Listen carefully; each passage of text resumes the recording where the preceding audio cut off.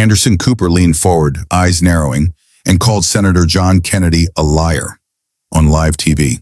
The segment was supposed to be a political sparring match, but that word, liar, landed heavier than anything before it. What Cooper didn't know was that Kennedy wasn't walking in blind. He'd been carrying something, not for show, not for bluff, but for exactly this moment. Receipts, real ones. By the time he started reading, the control of the interview had shifted, and the air in the studio was no longer Anderson's to command. Like and subscribe, and tell us in the comments, who do you trust in a moment like this? Every inch of the set was designed for Anderson to own the pace. But pace means nothing when the ground shifts. The lights were warm but exact, angled to catch just enough reflection in Anderson Cooper's eyes to make him look sharper, more in command. The desk, glass, steel, and intention, was set so his guests always had to lean toward him, physically giving him the advantage. This was his home field. He'd been here for decades, outlasting network shakeups, political cycles, and the kind of controversies that would have sunk anyone with less charisma and polish. Guests came here knowing one thing. If you weren't prepared, Anderson would eat you alive, and you wouldn't even realize it until the segment aired. Senator John Kennedy had been here before, enough times to know the rhythm of Cooper's questions, the way he stacked them so the third one, always the third, wasn't really a question at all but a charge. The early part of the interview felt like choreography. They danced through infrastructure funding, brushed against bipartisan gridlock, and teased the edges of a heated exchange over climate spending. Nothing unusual yet. Then Cooper reached into his stack of cards, pausing just long enough to make it look casual. "I want to talk about your claim," he began, "that the administration funneled millions into a program without congressional oversight." Kennedy's posture didn't change, but his eyes flickered. Not with surprise, but with something else. Readiness. Cooper kept going. "We've reviewed the facts. That statement isn't just misleading, Senator. It's false." The room tightened. Producers in the control booth leaned forward. Cameramen adjusted focus. Viewers at home couldn't see it, but even the studio audience stilled. Because the word false in Anderson Cooper's mouth always came with a second meaning. Kennedy didn't flinch. "Are you saying I lied?" he asked, voice even, almost soft. Cooper didn't hesitate. "I am."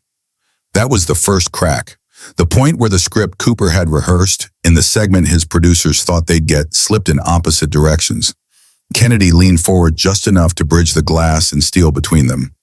"Anderson," he said, "I've been accused of worse, but you'd better be sure about this one."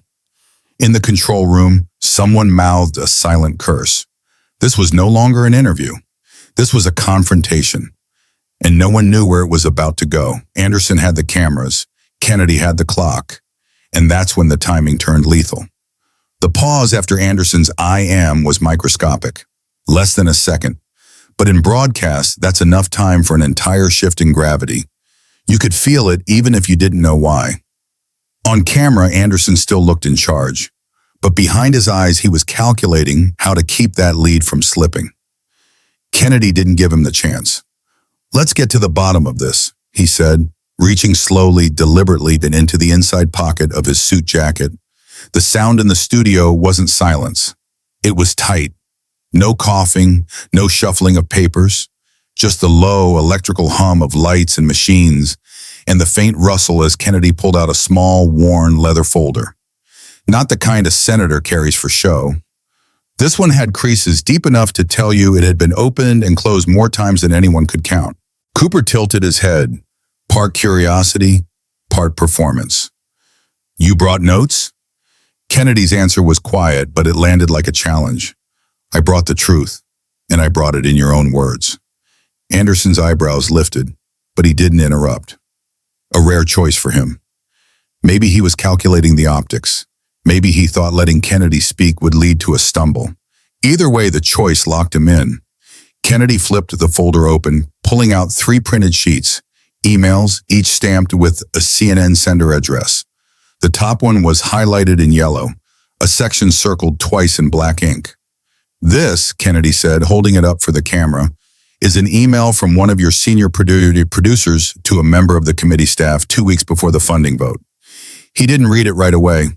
He let the audience lean in, let the camera operators get their close-ups. Then, in that same calm drawl, he began, "We understand the program is being moved forward without the standard appropriations process, but we're advised by contacts in the administration that the urgency justifies bypassing formal channels." Kennedy lowered the page. "That's not my staff talking, Anderson. That's yours." For the first time, Cooper's jaw tightened. It wasn't a collapse. He'd built his career on composure, but it was enough for the home audience to see. "This is cherry-picking, Senator," Anderson replied, his tone clipped now, the polished edges showing a crack. Kennedy didn't press the advantage yet.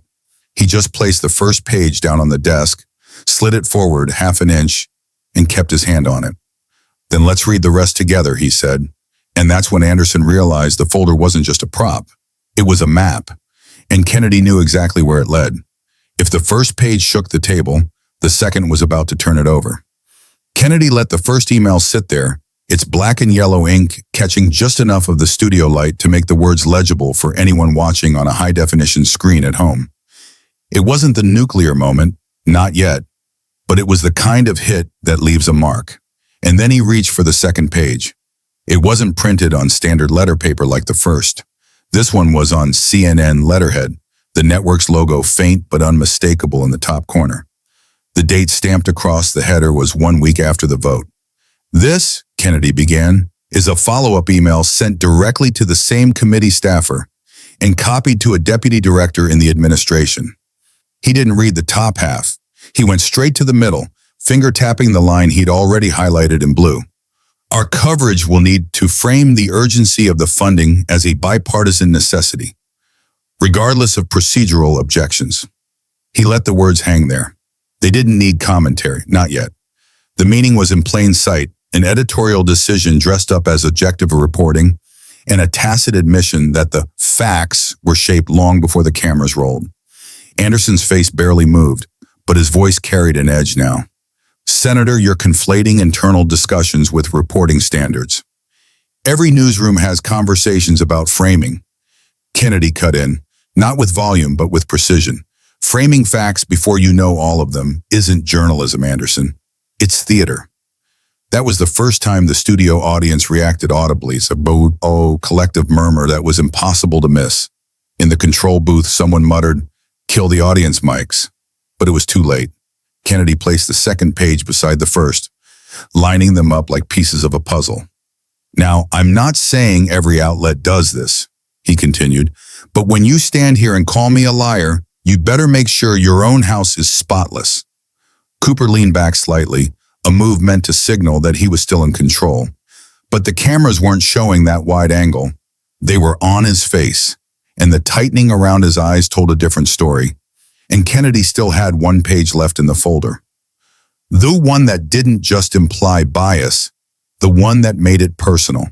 It's one thing to go after a network. It's another to put a name on the paper, and the name is yours. Kennedy didn't reach for the last page right away.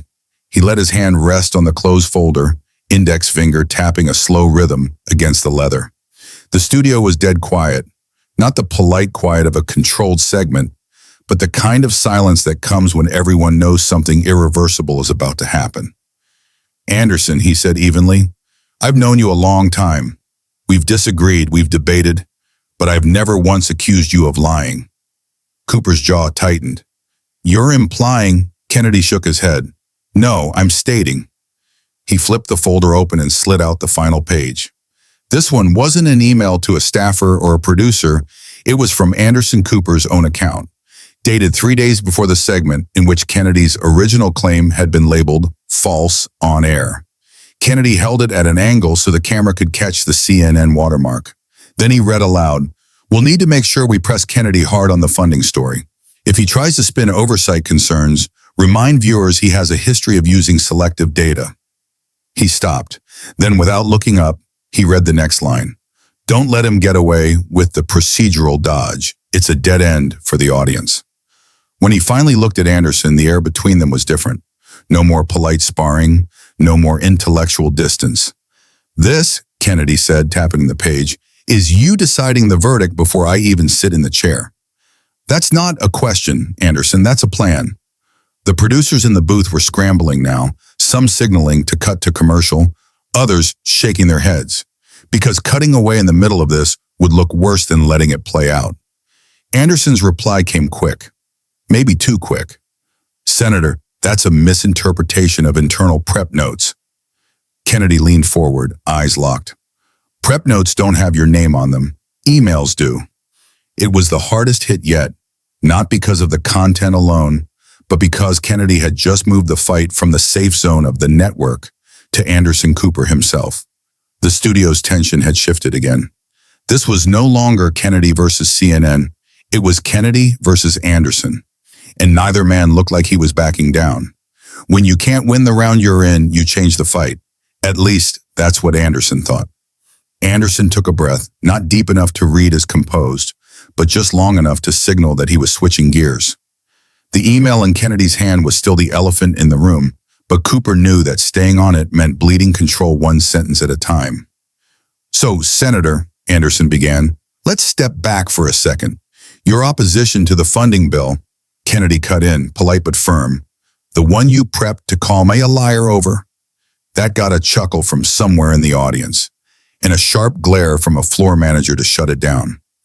Anderson pressed on, trying to widen the conversation. He started listing off unrelated legislative fights, climate amendments, judicial confirmations, even a passing mention of Kennedy's previous debates on infrastructure. Anything to move away from the emails now sitting like evidence between them on the desk. But Kennedy didn't bite. Instead, he let Anderson run through the entire pivot. Eyes steady, hands folded, the email still in plain view. When Anderson finally paused, Kennedy leaned forward slightly and spoke in that slow, measured cadence that always made the next words feel heavier than they should. "Anderson, I'll answer any question you have got. But you don't get to change the subject until you explain to your viewers why the man asking the questions already wrote the answers." The audience let out another ripple, quieter this time, as if they knew the tension was about to break open again. Anderson tried another attack, leaning into his interviewer instincts.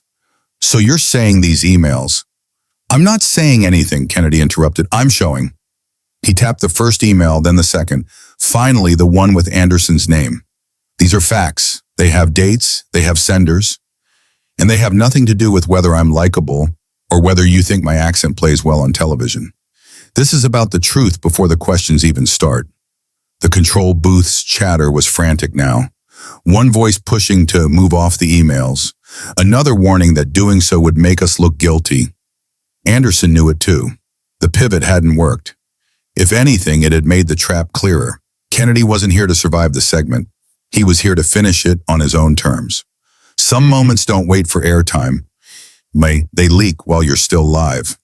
The interview was still rolling, but somewhere in the control booth, someone had already pulled a phone from their pocket. A 15-second clip, Anderson's face tightening as Kennedy read his email aloud, was on social media before the second hand hit the 12. In real time, the hashtags began stacking. #Kennedy emails, #Cooper caught, #who's the liar. Neither man knew yet just how far the clip was traveling, but the shift inside the studio was obvious. The cameramen, usually stone-faced professionals, were stealing glances at the monitors, as if even they couldn't look away. Anderson tried to steady the moment, his voice dipping into that signature measured tone. "Senator, you're making a very serious accusation." Kennedy didn't raise his voice, didn't speed up, didn't even look at the camera. He kept his eyes on Anderson as if the rest of the world didn't exist. "And I'm backing it with your words," he replied, tapping the page again. The floor manager gave a frantic hand signal to wrap, but the producer in Anderson's earpiece overruled it. "Let it go. Cutting now will look worse." And so the segment stretched, past the planned runtime, past the comfort zone. At one point, Anderson shifted in his chair, crossed his legs, uncrossed them. The body language wasn't lost on viewers at home, who were already slowing down the leaked clip, scrutinizing every twitch. The tension reached a strange, heavy equilibrium. Two men locked in a standoff, neither blinking, neither yielding. But Kennedy had one more move before the break, and he knew exactly how to make it stick long after the segment ended. Some lines aren't delivered for the room you're in, they're delivered for the replay that never dies. Kennedy didn't shuffle the papers, didn't look down at them. He just slid Anderson's email back into the folder, closed it slowly, and rested his hands on the desk. Then he said it, calm, steady, and so measured that it felt like a verdict. The difference between you and me, Anderson, is that I answer questions I haven't written yet. For a second, no one in the studio moved. The cameras didn't cut. The floor manager didn't signal.